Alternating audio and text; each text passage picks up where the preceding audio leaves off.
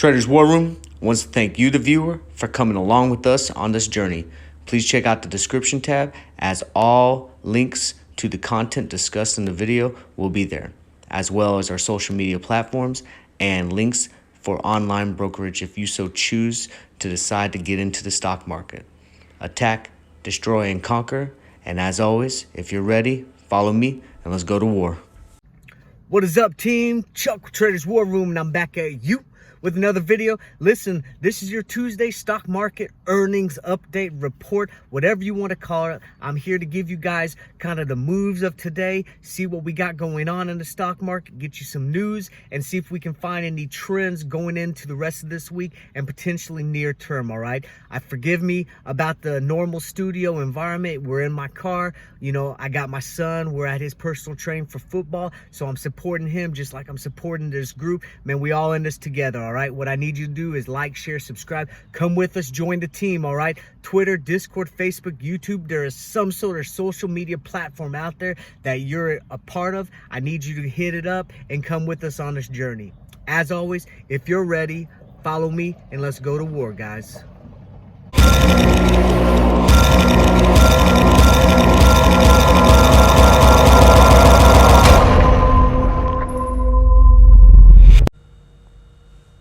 Traders War Room wants to remind the viewer that all content on this channel is for education and entertainment purposes only.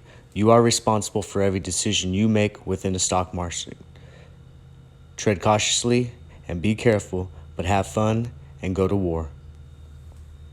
All right, team, welcome back. Hey, listen, as I said before, kind of a different studio. I'm here with my son at his personal training. They like to do it kind of private, so I don't get into it. I coach him with youth football, but you know what? During the off seasons, he needs a little other approach, a different approach, other than dad telling him what to do. So I get him some personal training. I'm here to support his endeavors, just like I'm here to support this group's endeavors. Man, we all in this together. And part of the reason why I hit the stock market thing hard is so I can afford this crap. You know what I'm saying? So let's keep it real. But right now, let's go ahead and get into the buzz report. We're going to talk some earnings and see what's hot and not in the stock market. So let's get it. All right, so here's our market. You can see the Dow closed green, but barely. The NASDAQ closed red. Yesterday, the Dow was red, the NASDAQ was green, and the S&P closed red again today. Yesterday, the S&P was green. So really, you just saw that a lot of people kind of getting into it yesterday. That's why it was so hot yesterday, and you're seeing a little cool-off period, all right? We'll see what the market gives us tomorrow, but right now, you know, this was to be expected. Obviously, we would have liked to see a green day more in the NASDAQ, since that's a lot of our growth plays, but we'll take what we can get, and our portfolios should have pulled back a little bit, but still be significantly up, more so than they have been here in the recent history. All right, here's our market movers. Listen, you saw that alert I put out about VXRT earlier. We also got a battle buddy play, as I call it, with the RIBT, and we saw some movement with MVIS where it had a good pullback. But we're going to talk about some of those, the top gainers. TIRX killed earnings, and we got some top losers too, where we saw MVIS pull back from that extreme high that it had the other day. So we're going to talk about some of these here in the next couple slides. All right, and here you got your sector performance. A lot of red, except in the energy, financials, and the industrials, all right? So we've seen a little bit of rotation in some money. You know, we saw definitely the tech stocks and those growth stocks were hitting hard yesterday. We're starting to see a little bit of the energy and the financial and the industrial hitting a little bit harder today than some of the other ones. Normal cool-off period, you know, people going to take some profits. You know, MVIS hit hard yesterday. People were going to take profits, okay? That's a normal thing. Let's see what the market gives us moving on the rest of this week, all right? All right, and here's your futures. Remember, futures are just a glimpse to kind of give you a battle plan on where to attack the next day. These are not set in stone. Do not put too much into them, because these will change with the market. So the market's going to give us what the market gives us. This just giving us a glimpse into hopefully how the market and some sentiment towards different stocks and industries and sectors are having moving forward. All right. And we got Market Watch for our latest in the news that we're utilizing today. Here's your upcoming IPOs. These are supposed to hit this week. Now, you guys know my sentiment on IPOs. I don't like to get in on them in the IPO when it first starts off because they usually shoot up and it's not a true test of where the underlying stock is going to sit at. So I usually chill out and wait a little bit, but a lot of these IPOs that are coming out kind of got me curious, and a few of them even got my attention. So definitely look at these and take a look and see what we got coming into this week.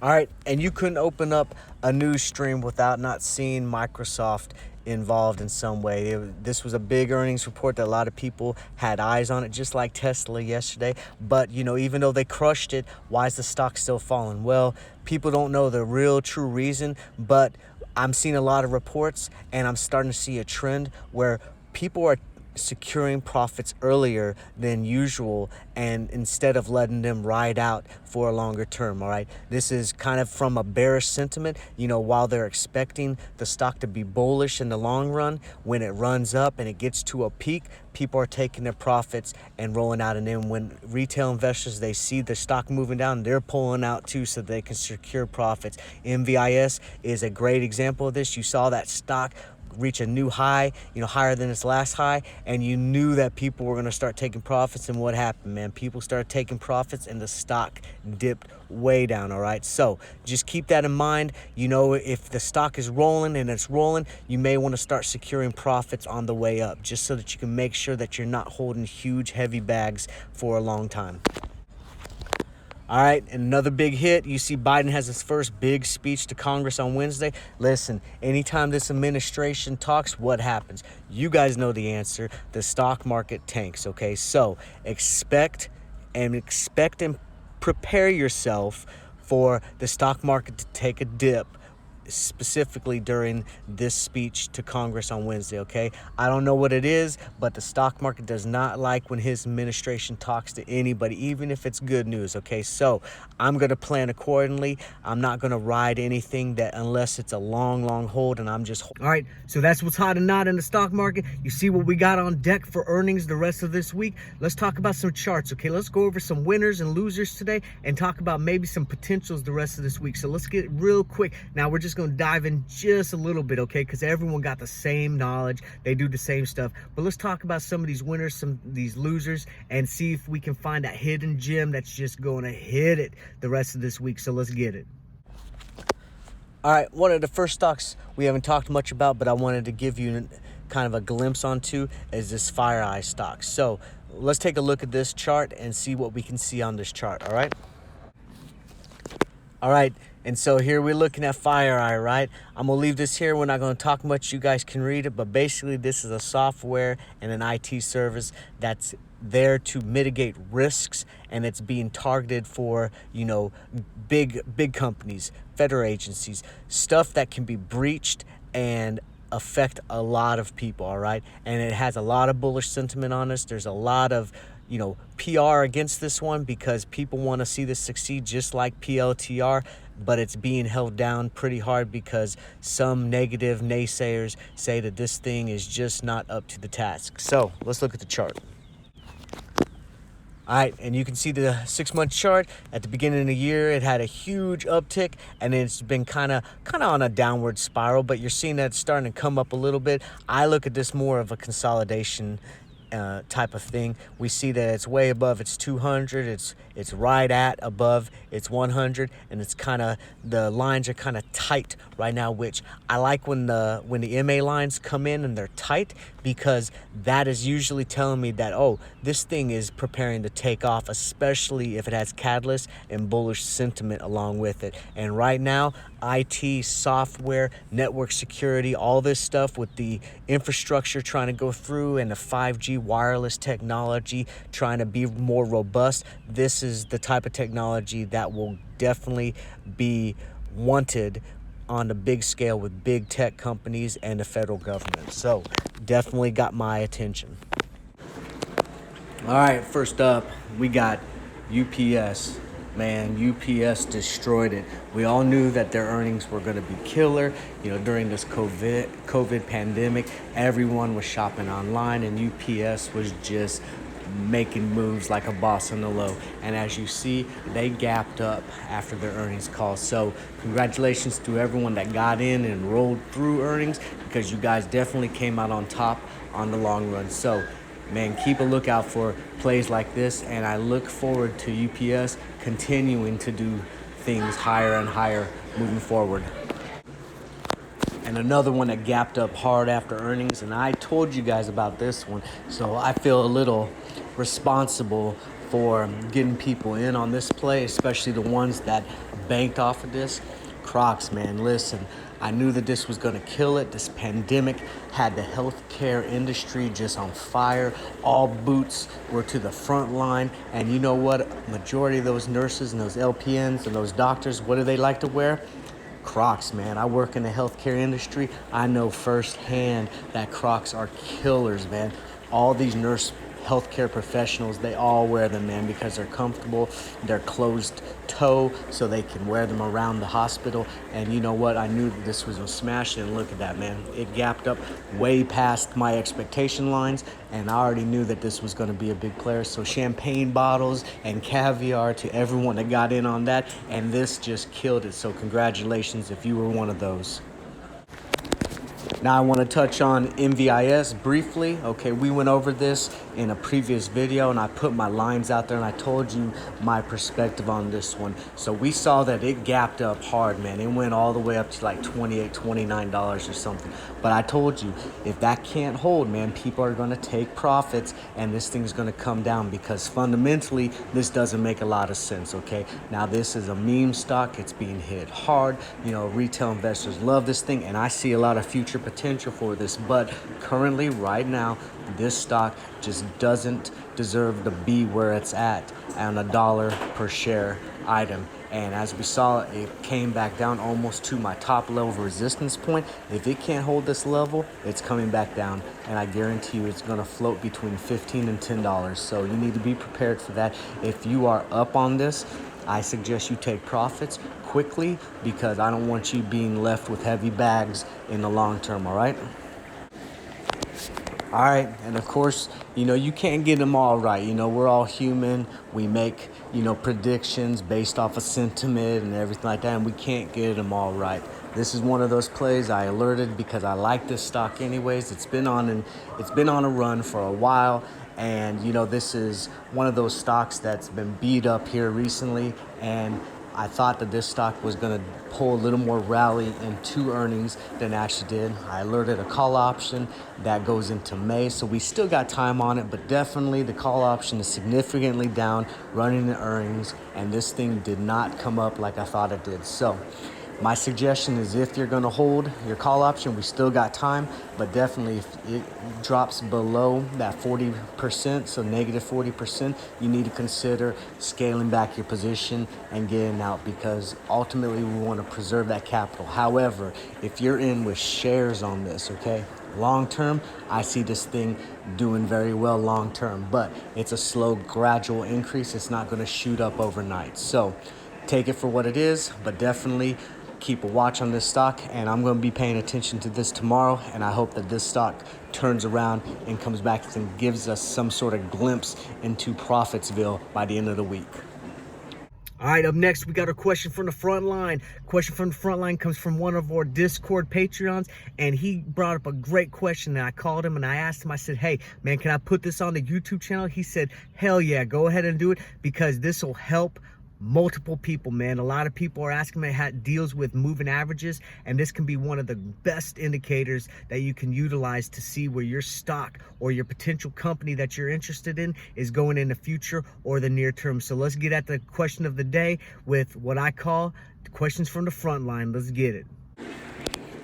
All right, and we got our question from the front line, Musty Pack. He says, hey, Chuck Fu, I see that you mentioned the 5, 10, 50, and 100 MA. Other than watch those lines to see if it forms candles above or below, depending on what you're looking for, what other info do these give you? Because I personally use the 15 and the 200 EMA, but only to see if the stock will bounce off of those lines. All right, Musty Pack. Listen, man, appreciate the comment. You know, and I told you that I gave you a little preview of what I believe into it, but for our viewers out here, I want to be able to drop some knowledge bombs. So I'm going to go into the books a little bit and give you guys an idea of what the MA lines tell us. So here you go. Here's our shared learning part of this video.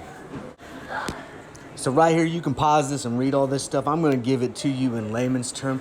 Basically, what the MA, it's a technical analysis tool. Now, all these indicators are technical analysis going off of charts, right? And what it's telling you is it's telling you historical data of basic average movements in price over a specific period of time, okay? And so everyone has their different flavor of what they like in MAs. You said you like to use a 15 and a 200. I like to look at the 5, 10, 50, 100, and 200 to see what type of MA lines we got. So here's some key takeaways, but I really want to focus on this. This is a common application to identify direction trend, okay? So pause this, read these things, but we use the moving average to try to predict on which way the direction of the stock is going based off of which line it's hitting and other things like volume, sentiment, so on and so forth. And so why use a moving average? Because it helps cut down on the noise. Listen, all in all, bottom line up front, this thing just helps you identify trends, all right? And this is one of my favorite ones, but I never rely on just one indicator, okay? So I use the MA along with, like, say, RSI and the MACD, right? I'll do another video breaking those down, but you usually have to use at least 2 indicators to confirm your idea on which way the stock is going before you want to jump in. That's my rule of thumb. 2 indicators before I decide to either sink or swim within a stock. And one of the things that you'll see in previous videos that I put down is that a moving average can also act as resistance and support. So in between the lines, it can give you a good idea of where a bottom line level of support is at and then a top level of resistance is at, especially if the stock is going in between 2 of the moving averages, and we call those railroad tracks. If it's in between the railroad tracks or you start to see a trend moving in one direction or the other, then that's where you're talking about some support and some resistance utilizing the MA lines. All right, team, that's a wrap. I hope I answered the question. I hope you learned a little bit about moving averages. I hope you got a little game plan moving into the rest of this week for the earnings report. Man, listen, this is a huge earnings week. A lot of money's being up and down, okay? You can also lose a lot of money if you get in on the wrong play and the wrong call. So we need to be cautious, we need to be careful, and we need to make sure that we're making the best decision for our risk tolerance and getting the best bang for our buck, all right? Now, here at Traders War Room, we look at the stock market like it's a war zone. The stocks and the sectors, those are our battles. We do it as a team. We recon, we survey. We're looking at the battlefield, the stock market, and we're trying to get the best bang for our buck so that when we go and attack, destroy, and conquer, man, we got the best chance of coming out with profit on the end. And the ultimate goal is to be better prepared today than we were yesterday. And that is all we can ask. So, as always, if you're ready, follow me and let's go to war, guys.